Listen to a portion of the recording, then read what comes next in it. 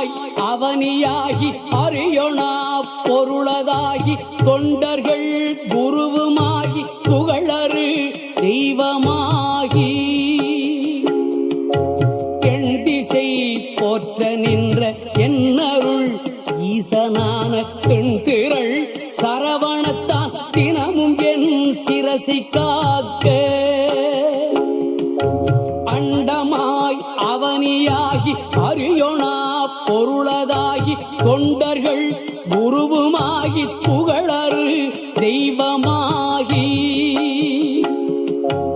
எண் திசை போற்ற நின்ற என்னருள் ஈசனான தென்திரள் சரவணத்தால் தினமும் என் சிரசை காக்க